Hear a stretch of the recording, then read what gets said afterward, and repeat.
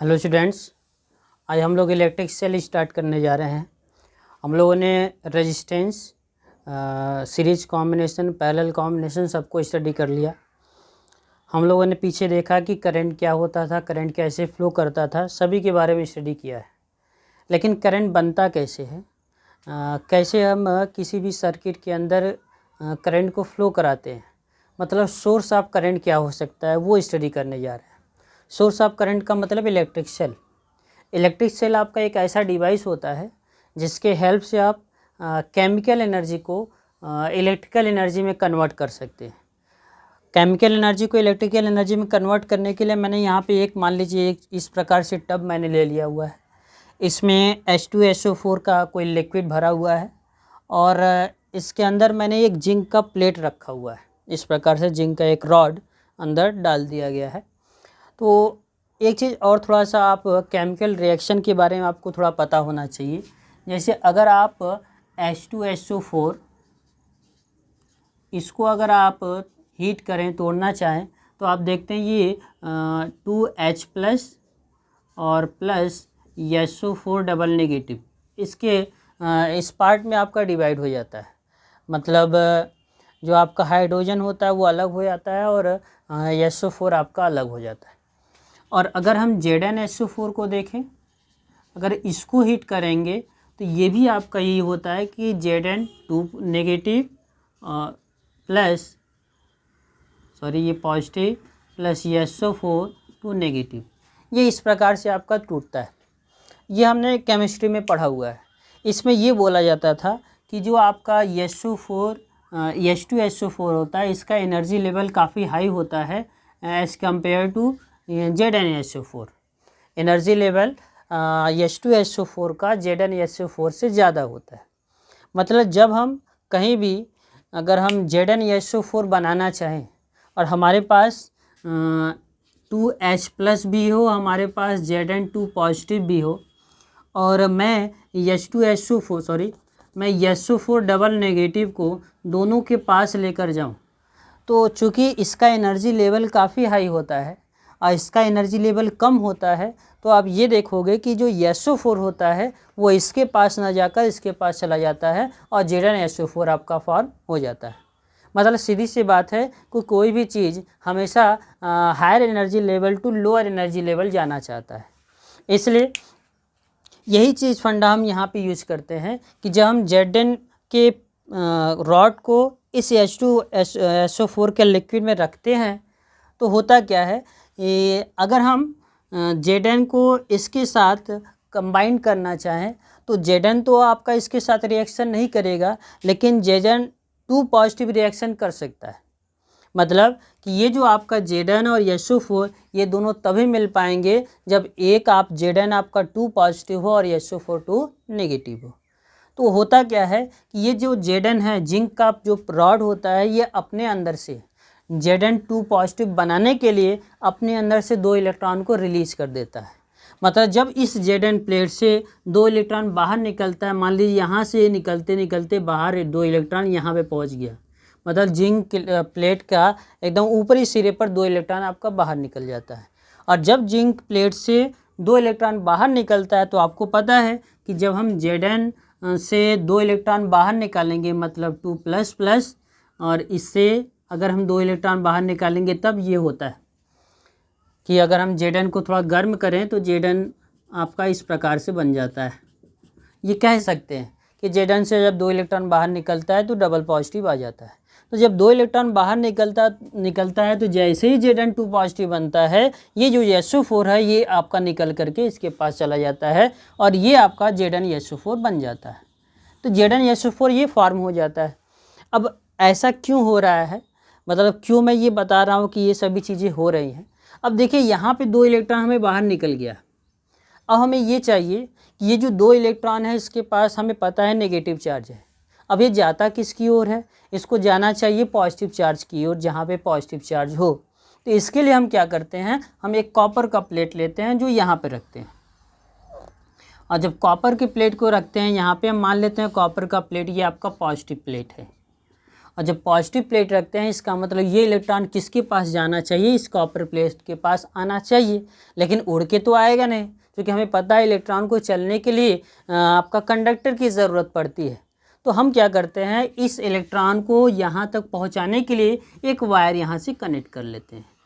यहाँ पे मैं वायर जब कनेक्ट करता हूँ, यहाँ पे मैं बल्ब लगा देता हूँ।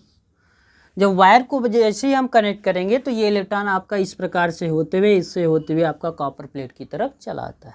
और जब ये इलेक्ट्रॉन आपका इससे होते हुए यहाँ पे आता है तो हम ये कहते हैं इस सर्किट के अंदर करंट का फ्लो हो रहा है।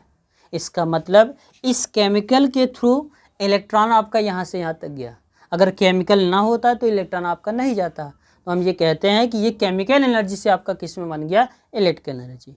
अब होता क्या है कि ये जो इलेक्ट्रॉन आपका ऐसे घूमते घूमते इस कॉपर प्लेट के पास आता है, कॉपर प्लेट के थ्रू फिर से इसी लिक्विड में चला आता है। और जब इस लिक्विड में पहुंचता है तो लिक्विड के अंदर क्या है, आप देख रहे हो H2SO4 था। H2SO4 से एक SO4 इसके पास चला गया है और ZnSO4 बन गया है। और जब SO4 निकल जाता है तो आपका बचता क्या है, 2H पॉजिटिव, मतलब 2H प्लस एक बच जाता है। और यहाँ से 2 इलेक्ट्रॉन उठ करके इसके पास आता है, तो जो 2H प्लस यहाँ पे बचा हुआ है वो 2 इलेक्ट्रॉन इसके साथ क्या करता है, मिलता है, और मिलने के बाद हाइड्रोजन गैस बना लेता है। तो आप देखते हैं कि जब सेल वगैरह जो आपके बैटरी घर में होते हैं उसमें देखते हैं कुछ बुलबुले उठते हैं, वो बुलबुला आपका क्या होता है, यही हाइड्रोजन गैस होता है जो इस लिक्विड के अंदर बुलबुले के फॉर्म में ऊपर की तरफ गैस के फॉर्म में बाहर निकल जाता है।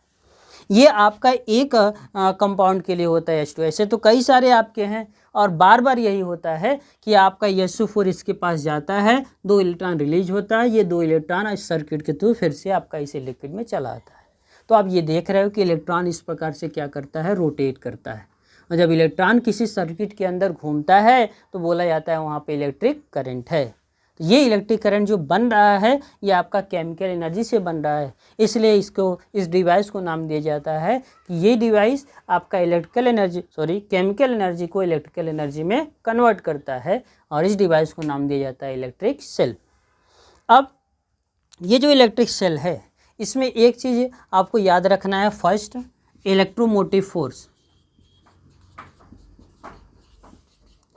इलेक्ट्रोमोटिव फोर्स ये सबसे इम्पॉर्टेंट है। EMF इलेक्ट्रिक मोटिव फोर्स से क्या कह सकते हैं कि हम ये कहेंगे जो इलेक्ट्रॉन यहाँ से घूम करके पूरे सर्किट में इस सेल के अंदर पूरा यहाँ इस लिक्विड के अंदर आ रहा है। अब ये बोला जाता है कि इस इलेक्ट्रॉन को घूमने के लिए एनर्जी कौन देता है, तो आप याद रखेंगे इलेक्ट्रॉन को घूमने के लिए एनर्जी आपका H2SO4 हो देता है, क्योंकि ये आपका हायर एनर्जी लेवल है। हायर एनर्जी लेवल आपके पास कुछ न कुछ हमेशा एनर्जी एक्स्ट्रा रहता है जिसके थ्रू इलेक्ट्रॉन आपका रोटेट करता है।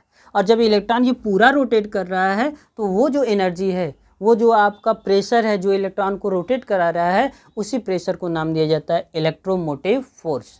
ये जो इलेक्ट्रोमोटिव फोर्स है एक तरह से प्रेशर क्रिएट करता है। जैसे आप देखते हो करंट के लिए, किसी सर्किट के अंदर अगर करंट का फ्लो कराना है आपको, तो इस अगर कंडक्टर के अंदर करंट का फ्लो चाहिए तो आपको दोनों इन पर पोटेंशियल डिफरेंस अप्लाई करना होगा। तो पोटेंशियल डिफरेंस क्या करता था, करंट को, चार्ज को फ्लो कराता था, मतलब प्रेशर क्रिएट करता था। ठीक वैसे ही इलेक्ट्रोमोटिव फोर्स का भी काम होता है, वो भी चार्ज को क्या कराता है, फ्लो कराता है। चार्ज को फ्लो करने के लिए जो हम एनर्जी देते हैं उस एनर्जी को नाम दिया जाता है इलेक्ट्रोमोटिव फोर्स। मतलब इलेक्ट्रोमोटिव फोर्स में ये कहेंगे कि सेल के साथ साथ सर्किट के अंदर भी फ्लो होता है, पूरा जो एनर्जी होता है वो इलेक्ट्रोमोटिव फोर्स होता है। और ये जो इलेक्ट्रोमोटिव फोर्स है इसका यूनिट आपका होता है वोल्ट, और इसको हम इंडिकेट करते हैं कैपिटल ई से। कैपिटल ई से इंडिकेट करेंगे, इसका यूनिट आपका रहेगा वोल्ट। इसके बाद दूसरा टॉपिक जो आपका होता है टर्मिनल पोटेंशियल डिफरेंस।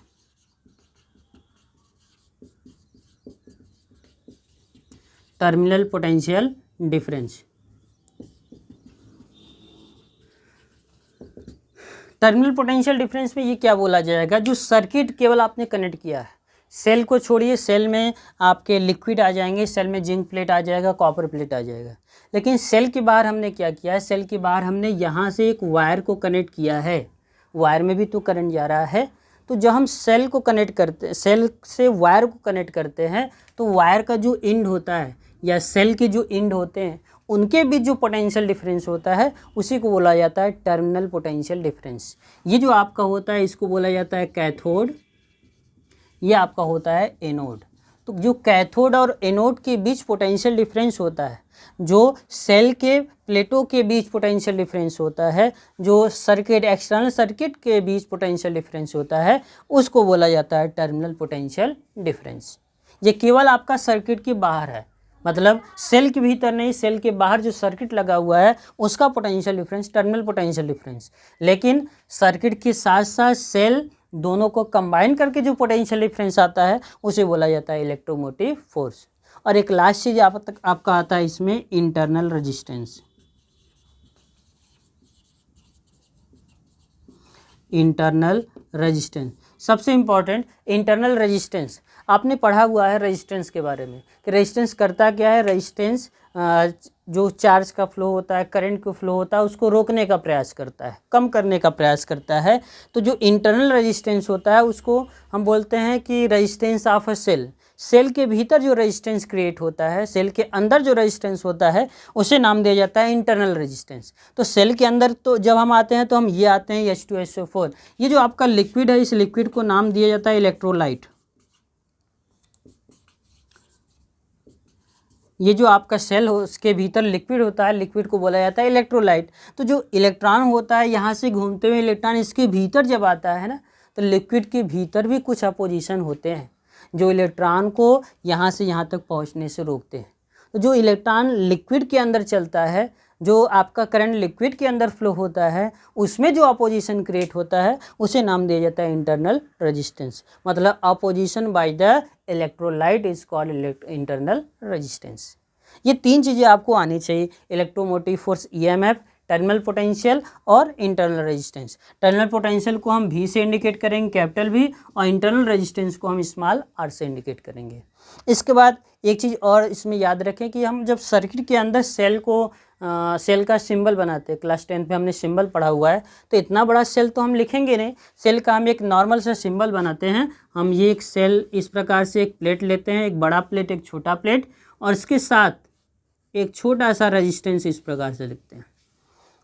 इसको हम जो ये रेजिस्टेंस होता है वो आपका इंटरनल रेजिस्टेंस होता है स्मॉल r, और ये माइनस ये प्लस, ये सेल है। सेल का जो पोटेंशियल डिफरेंस होता है वो कैपिटल E मतलब EMF के इक्वल, और इसको हम इस प्रकार से डॉटेड लाइन से बॉक्स में बंद कर देते हैं। ये आपका जो होता है इसको बोला जाता है symbol of electric cell. Electric cell का आपका क्या होता है, सिंबल होता है। तो ये सभी चीज़ें आपको माइंड में रहें ताकि हम इसका रिलेशन पता कर सकें। नेक्स्ट टॉपिक में हम आएंगे कि रिलेशन क्या होता है internal resistance small r, terminal potential difference capital V, और EMF कैपिटल E में क्या क्या रिलेशन हो सकता है, इसको समझेंगे। Thank you.